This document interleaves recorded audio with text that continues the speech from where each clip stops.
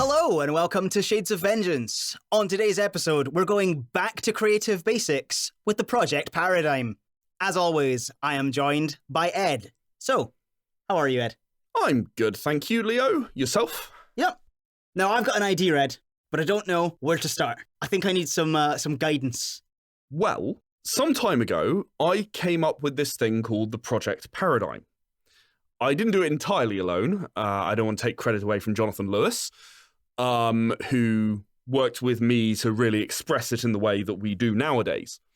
And I've talked enthusiastically about this for some years now, actually.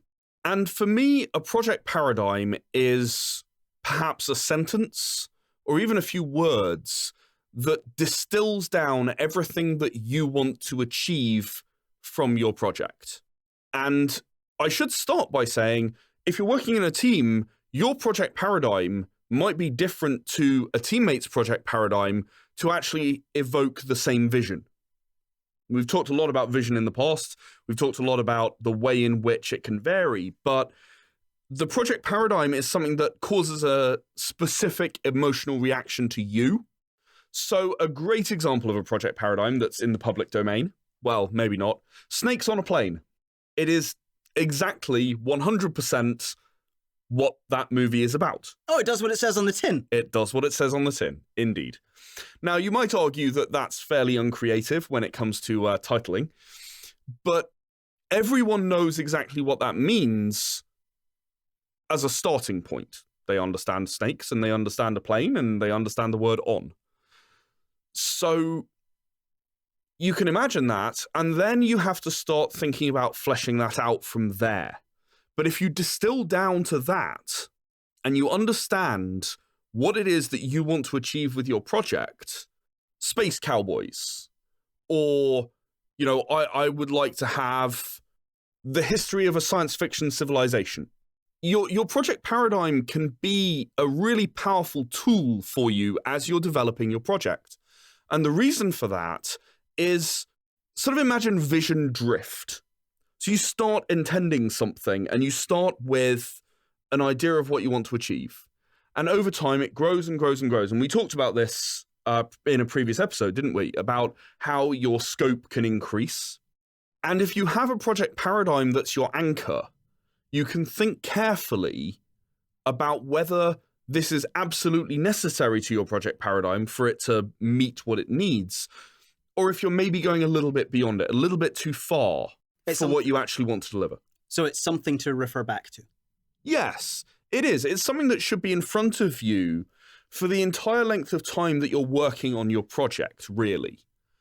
It should be never too far from your thoughts when you sit down to do your piece of work.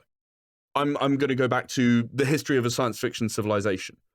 So that wasn't specific enough for me when I was writing Era of the Consortium. That's much too general.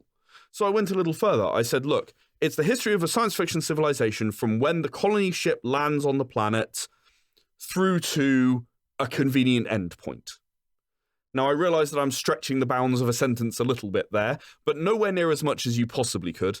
You can begin to flesh out your project paradigm, but I would only ever do that to restrict what it is that your project includes. There are actually a number of examples of this in the world, you know, where things, as they become more specific, you have to add more words to explain what the limitations are. An archaeologist who goes on adventures. Sure, who is then going to find ancient artifacts of mystical power. Now, are we talking about Indiana Jones, Nathan Drake, or Lara Croft? Exactly. So Indiana Jones is in the 1940s. Yeah. Whereas Lara Croft might be, I always felt like Tomb Raider games were a little more mystical than the Uncharted games that I played. I mean, yes, there was that element, especially in Uncharted 2, I think. Yes. Where the dude just grows at the end because of the crystals. Yeti mystics. Indeed. But for the most part, I always felt like Tomb Raider was a little more towards that kind of mystical side, and Uncharted was a little more towards the I'm a looter, I'm going to steal everything that isn't nailed down. I guess Lara Croft is already so rich, she doesn't need to... Lara Croft is an adrenaline junkie. That's exactly her whole thing. Exactly so. Anyway, I digress very slightly, but the point is very well made about that project paradigm, because I'm sure that when our listeners heard you talk about an archaeologist who goes on adventures, they thought of something. And that was the first thing that came into their head, because that's the emotional reaction, that's their predisposition. So if they wanted to work on, say, a Tomb Raider project, and the first thing that came into their mind was Indiana Jones, you need to narrow that down some more. You need to explain for them, whereas you might instantly think, oh yeah, well, that's Tomb Raider. Okay, we're doing that.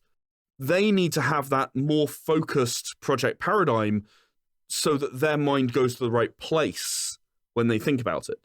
And I should say, there's nothing wrong with having a project paradigm that actually features other things. So I created a project, and it will remain nameless for this podcast, which was Turok meets Doctor Who style horror. And that was my project paradigm for this game. Now, anyone who knows my games will obviously know which one that is, but it will remain nameless. And, you know, that was how I developed that game. Every time that I thought about it, I thought, does this fall in line with what that makes me think of? Or am I erring outside of what I really want to achieve? And I turned away ideas as a result of having my project paradigm. It can be a really, really powerful creative tool for keeping you on your track as you move through all of the field of ideas that you've got.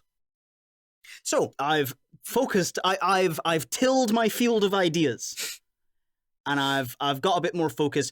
What if I've had a really, really good idea, but it's just outside the paradigm, but I want to keep a hold of it? Is it worth trying to crowbar some of the good bits of that in?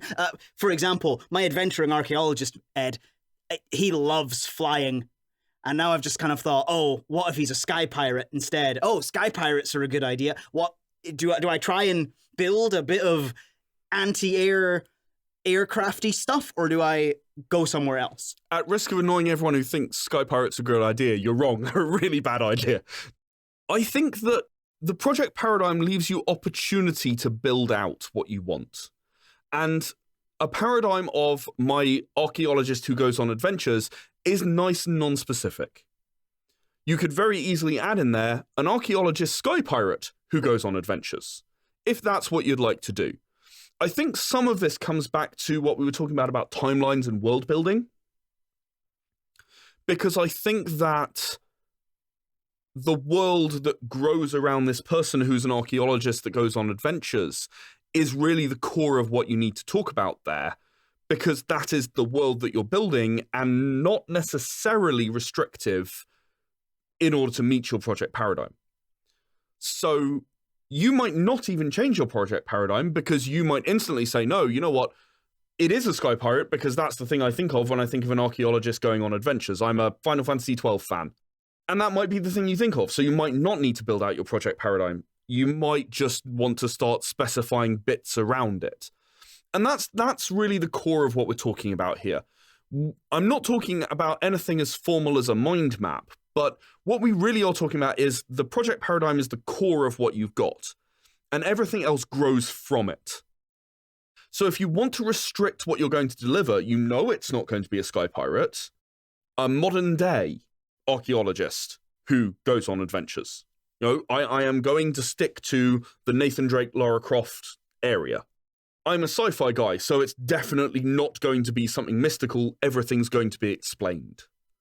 So, you know, I'm starting to grow off that, but that's just assumptions that I would make as a creator in the first place, because that's the way that I create.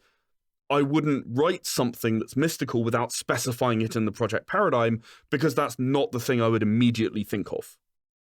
So I've been building up my adventuring archaeologist idea, Ed, and I think it's going to be made to be watched. I want to make a TV show. Does the fact that I want it to be on TV, I personally want it to go a certain way, affect the paradigm, or should I try and keep it open? I would say that it shouldn't affect the paradigm. And the reason I would say that is, if you look at some of the most successful things that have been created recently, let's take, for example, the Marvel movies. Where do the Marvel movies really have their basis? Well, they're in the comics, aren't they? They were never on TV. That's not true. There were animated series. But they weren't initially on TV. And then there were the animated series, which were on TV. And I'm sure that the team that worked on the comics got a massive kick out of that. And then, we've now got a huge film franchise with spin-offs and all the rest of it. But they all still meet the same paradigm. The paradigm that exists at the center of Marvel Comics. And if you don't believe me that there is one, compare Marvel heroes to DC heroes. That there are differences, and you can see what the differences are if you look closely. I'm not going to do that in this episode, of course, but I'm sure, listeners, that if you do that, you'll see what I'm talking about. So the paradigm at the center of the Marvel Universe has never really changed. No matter which character it is, whether it's Howard the Duck or, Moon Knight, the paradigm is still the same. They still have this goal that they want to achieve. And Moon Knight's paradigm will grow off the general project paradigm, and Howard the Duck's paradigm will grow off the general project paradigm in a different direction, probably. I think that's okay. I think there's nothing wrong with that. So I'm gonna pick on that for a second. Not to speak for Marvel, because I'm not Marvel. I'm going to take a guess that you're talking about the project paradigm being a universe of superheroes, and then each superhero gets more granular as you pick them out.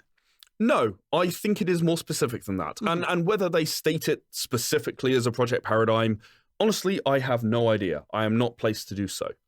However, a universe of superheroes means just exactly the same thing to DC as it does to Marvel or Image or, hell, Era the Empowered.